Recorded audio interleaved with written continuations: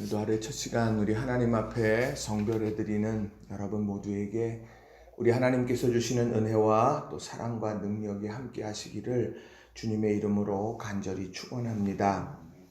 오늘은 예레미야서 8장에 나오는 말씀을 중심으로 하나님의 기대가 이루어지는 땅, 하나님의 기대가 이루어지는 땅이라는 제목으로 함께 말씀의 은혜를 나누기를 원합니다. 삶을 살아가면서 이 기대라고 하는 것은 우리에게 기쁨을 주곤 합니다. 어린아이가 태어나서 그 어린아이를 바라보면서 그저 어머니의 젖을 먹고 그리고 아장아장 걸어가는 아이일지라도 그 아이를 바라보면서 기대를 품고 우리는 기쁨을 누리게 되곤 합니다. 그것은 부모가 자녀들에게 갖는 어찌 보면 당연하고 자연스러운 것일 겁니다. 그런데 하나님께서도 우리 하나님의 백성들, 이스라엘 민족을 향한 분명한 기대를 가지고 계셨다라고 하는 것입니다. 오늘 이 8장에 나오는 말씀을 보면 하나님의 기대가 두 가지로 아주 명확하게 나오고 있는 것을 보게 됩니다. 하나는 죄악과 타협해서는 안 된다라는 기대, 그것이 있습니다. 오늘 그것은 본문 1절부터 3절까지 나오는 내용이 죄악과 타협해서는 안 된다. 그거는 묵과될 수 있는 것이 아니다. 라고 이렇게 분명하게 말씀을 합니다. 자, 1절에 보면 여호와의 말씀이니라 라고 시작하면서 그때의 사람들이 유다의 왕들의 뼈와 그의 지도자들의 뼈와 제사장들의 뼈와 선지자들의 뼈와 예루살렘 주민의 뼈, 이런 뼈는 이미 장사 지내지고 이미 이제 자연으로 돌아가게 될 것인데 그것을 전부 다 무덤에서 끌어낸다고 말합니다. 높은 자도 있고 낮은 자도 있습니다. 그러나 모든 뼈들을 다 끄집어내서 2절에 보면 뭐를 하느냐? 그들이 사랑하며 섬기며 뒤따르며 구하며 경배하던 해와 달과 하늘의 뭇별 아래에서 펼쳐지게 하리니 그 뼈들을 전부 다 꺼내다가는 바로 그 뼈들의 주인이지요. 그들이 살아가면서 사랑했고 섬겼고 뒤따랐고 구하고 경배했던 해와 달과 하늘의 뭇별 아래, 그러니까 그 신들, 하나님 이외의 그런 신들 앞에 펼쳐지도록 그렇게 내가 놓겠다. 그런데 그 뼈가 거두어지거나 묻히지 못하여 지면에서 분토처럼 썩어지게 될 거다. 이렇게 이야기합니다. 얼마나 잔인한 것인지 몰라요. 그런데 오늘 이 가운데서 하나님이 하고자 하시는 말씀은 분명합니다. 죄악은 절대로 타협의 대상이 아니다 라고 말씀하는 것입니다. 또 두 번째 기대는 어디에 나오느냐면 4절부터 7절까지에 나오는 것이 두 번째의 기대입니다. 두 번째 기대는 뭐냐? 하나님께로 돌아오라는 거예요. 하나님께 돌아오라. 자, 오늘 본문 속에 나오는 말씀을 보게 되면 자, 4절부터 7절 말씀을 보면 새번역 성경으로 이렇게 번역을 합니다. 너는 그들에게 전하여라. 나 주가 말한다. 누구나 넘어지면 다시 일어나지 않겠느냐? 누구나 떠나가면 다시 돌아오지 않겠느냐? 그런데도 예루살렘 백성은 왜 늘 떠나가기만 하고 거짓된 것에 사로잡혀 돌아오기를 거절하느냐? 그러니까 하나님의 본심이 이거예요. 예레미야를 통해서 계속해서 말씀을 전하는 이유는 누구나 넘어지면 다시 일어나는 게 맞는 거 아니야? 누구나 떠나가면 다시 돌아오는 것이 이치가 아니겠어? 그런데 왜 예루살렘 주민들은 자꾸만 나를 떠나가기만 하느냐? 거짓된 것에 사로잡혀서 왜 돌아오기를 자꾸 거절하느냐? 라고 이렇게 말씀을 전하면서 이제 돌아오라 라고 이렇게 이야기합니다. 얼마나 거짓된 것에 사로잡혀서 하나님을 떠나서 그렇게 끝간데 없이 치닫고 있느냐. 6절에 나오는 말씀을 보면 뭐라고 표현을 하느냐면 이렇게 말해요. 전쟁터로 향하여 달리는 말같이 각각 그 길로 행하도다. 전쟁터로 향하여 달리는 말, 지금 거기에는 흥분되어져 있고요. 그것은요, 지금 흥분되어져서 지금 추결되어져서 지금 그 감성적으로 완전히 지금 서 있는 그런 전쟁터로 향해 달리는 말처럼 그저 달려가면서 하나님을 뒤로 하고 있다는 겁니다. 그러니까 하나님의 기대, 죄악과 타협하면 안 돼. 하나님께로 돌아와. 이것을 이 예레미야의 입술에 그 말씀을 주셨고 예레미야가 그것을 백성들에게 전하고 있는 거예요. 그러니까 이 내용은 무엇이겠습니까?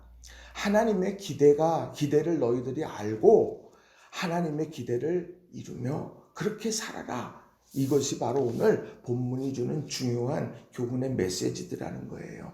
그렇다면 이렇게 하나님의 기대를 이루는 기르는 삶을 이루려고 하면 우리는 과연 어떻게 해야 될까? 그것을 두 가지로 여러분들과 좀 함께 살펴보고 싶습니다. 첫 번째로는요, 사명자들이 바로 서야 한다는 겁니다. 사명자들이 바로 서야 한다는 거예요. 자, 8절에 나오는 말씀을 보면 이렇게 기록합니다. 너희는 어찌 우리는 지혜가 있고 우리에게는 여호와의 율법이 있다 말하겠느냐? 참으로 서기관의 거짓의 붓이 거짓되게 하였나니. 오늘 서기관의 거짓된 붓이 거짓되게 하였다 이렇게 말해요. 그러니 서기관은요, 자기가 이 붓을 통해서 하나님의 말씀을 기록하는 전권적인 권위와 그리고 그것에 대한 정권의 권위와 또 그 책임을 가지고 있는 사람이 서기관입니다. 다른 사람들이 그렇게 쓸 수가 없습니다.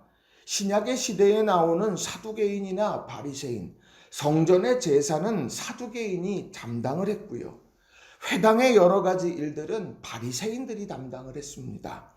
그리고 서기관은 하나님의 말씀을 읽고 쓰게 되어지는, 기록하게 되어지는 일들을 서기관들이 했어요. 각각의 그들 고유의 영역이었다는 거죠. 그런데 그 서기관이 참된 붓으로 가르치고 기록했어야 하는데 그들은 그 말씀을 맡았지만 그것을 거짓된 붓이 되게 만들었다는 것입니다. 하나님의 율법을 거짓말로 바꾸어 버렸다는 거예요. 그래서 하나님이 탄식하는 겁니다. 너희가 어찌 우리는 지혜가 있고 우리에게는 여호와의 율법이 있다 말하겠느냐? 참으로 서기관의 거짓의 붓이 너희를 거짓되게 만들었다. 이건 누구를 향한 이야기겠습니까? 이것은 말씀을 맡은 자들에게 주시는 하나님의 말씀이겠죠. 먼저 하나님의 말씀을 받았고 그 말씀을 참으로 전해야 되어지는 그런 믿음의 사명자들, 앞선 이들에게 주는 말씀이 되더라는 거예요. 거짓된 붓이 거짓되게 만들어 버리니까 그 다음부터 문제들이 발생하기 시작합니다. 9절 이하에 그런 말씀들이 쭉 이제 그 상황들이 나옵니다. 부끄러움을 당해요. 공포에 떨게 됩니다. 아내들을 다른 남자들에게 넘겨주는 일들이 생겨났어요. 그들에게 밭도 넘겨주게 됩니다. 힘 있는 자는 자기의 일속만을 챙기고 사기를 쳐서 재산을 모으기 시작해요. 예언자와 제사장들도 모두 다 한결같이 백성들을 다 속이기 시작합니다. 백성들이 상처를 입어 앓고 있음에도 헛된 평강만 이야기하면서 괜찮다 말하며 회복될 기회를 자꾸 놓치게 만들고 있다는 거예요. 그 모든 것이 어디로부터 시작되어졌느냐? 서기관의 거짓의 붓으로 인하여서 야기되고 있다라고 하는 겁니다. 오늘 이 말씀 앞에서 저 자신을 많이 돌아보게 됩니다. 오늘 우리의 삶 속에서 거짓의 붓이 우리 안에서 있다면 그것이 자꾸만 우리의 상황에 따라서 또 그것이 우리들의 유익에 따라서 끊임없이 참된 붓이 거짓의 붓이 되고 만다면 그것은 오늘 이 시대에도 동일한 일들은 벌어질 수밖에 없을 거라는 거예요. 그렇다면 서기관들의 거짓의 붓의 반대편에 있는 하나님이 기대하시는 모습은 무엇일까요? 저는 18절 이하에 나오는 선지자의 번뇌가 바로 먼저 앞선 자들이 가지고 있어야 되고 품어야 될 마음이다 생각합니다. 18절을 보시면 슬프다 나의 근심이여 어떻게 위로를 받을 수 있을까 내 마음이 병들었도다. 어떻게 위로할 수 있을까? 지금 아파하고 있는 백성들, 지금 힘겨워 지금 전쟁터로 향하는 말처럼 그저 끝간데없이 달려가고 있는 백성들을 향하여서 그들의 상황을 보면서 내 마음이 병들게 되는, 내 마음이 그렇게 아프다는 이야기죠. 21절에도 이렇게 말합니다. 딸 내 백성이 상하였으므로 나도 상하여 슬퍼하며 놀라움에 사로잡혔도다. 공감의 그런 아름다운 모습이 아니겠느냐는 거예요. 오늘 우리 삶 속에서 먼저 된 사명자들에게 하나님은 정말 이런 선지자의 번뇌를 하나님은 기대하실 거예요. 서기관의 거짓의 풋, 그것이 오늘 우리를 흔들어 놓고 우리를 왜곡되게 만들 때가 많다는 거예요. 바라긴 우리 모든 성도님들 한 분 한 분이 바로 사명자로서 또 앞선 자로서 믿음의 바른 길을 보여주시고 걸어가는 저와 여러분이 다 되시기를 주님의 이름으로 간절히 축원합니다. 그래서 우리 교회 안에 우리 속회가 잘 세워지게 될 때 우리 속장님들이 잘 설 때 속회가 잘 되는 거예요. 또 가정의 아버지와 어머니가 바로 설 때 또 가정이 든든히 서게 되는 것이죠. 오늘 우리들이요 서기관의 거짓된 붓이 아닌 진정한 하나님의 말씀의 틀을 소유하는 저와 여러분이 다 되시길 주님의 이름으로 간절히 축원합니다. 두 번째로는요, 바로 알고 바로 실천해야 한다는 겁니다. 바로 알고 바로 실천해야 한다는 거예요. 열심은 있지만 방향이 잘못되는 것만큼 문제가 큰 것이 없어요.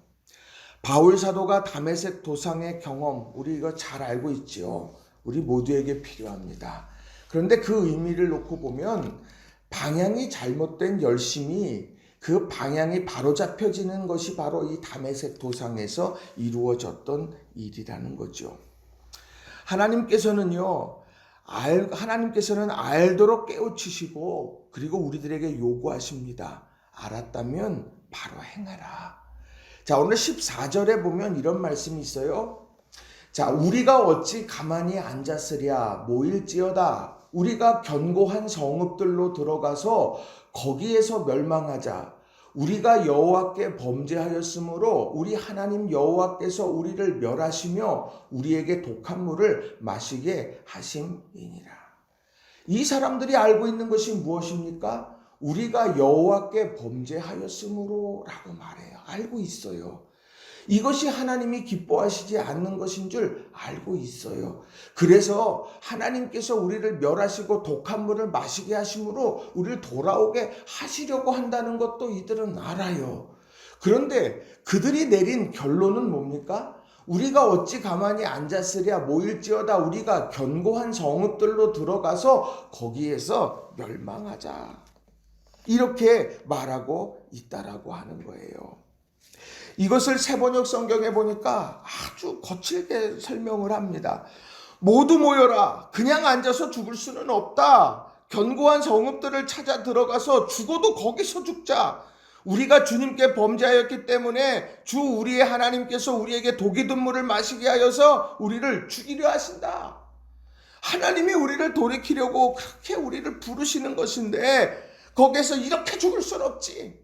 하나님 앞에 내가 하나님 앞에 대항해야 되겠다. 이렇게 다짐하고 말았다는 거예요. 오늘 우리 삶 속에 바로 알았다면 바로 실행하고 실천해야 된다는 거예요.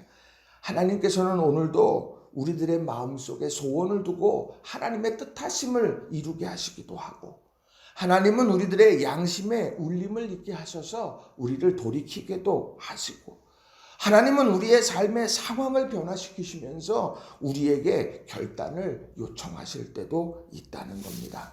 우리가 잘 아는 빌립보서 2장 13절 말씀은 이렇습니다. 너희 안에서 행하시는 이는 하나님이시니 자기의 기쁘신 뜻을 위하여 너희에게 소원을 두고 행하게 하시나니. 그 마음의 소원, 그 마음에 주시는 깨달음, 그리고 말씀을 통해서 우리들이 느껴지고 우리들이 소망하고 붙잡는 모든 일들 하나하나들, 그것을 마음에 깊이 새기시면서 하나님의 말씀 깨달은 대로 실행해 가면서 우리가 믿음 안에서 하나님의 기대를 이루어갈 수 있는 저와 여러분이 다 되시길 주님의 이름으로 간절히 축원합니다. 말씀을 정리합니다. 오늘 말씀, 하나님의 기대가 이루어지는 땅, 이건 하나님께서 원하시는 것입니다. 하나님은 죄악과 타협하길 원치 않으세요. 그리고 하나님께로 늘 돌아오려고 하는 하나님의 백성들을 기대하고 있습니다. 우리는 이 기대를 알고 우리 사명자로서 거짓된 붓이 아니라 참된 붓을 가지고 우리는 말씀을 기록하고 말씀을 전하고 나누면서 그렇게 살아가고, 또 하나님께서 우리들에게 깨닫게 하시는 것들이 있다면 깨달아 알고 실천함으로 하나님의 기대를 이루어갈 수 있는 저와 여러분이 다 되시길 주님의 이름으로 간절히 축원합니다. 오늘 하루 믿음 안에서 참되고 진실하게 주님 앞에 서는 우리 모든 성도님들 한 분 한 분 되시길 다시 한번 주님의 이름으로 축원합니다. 기도하겠습니다.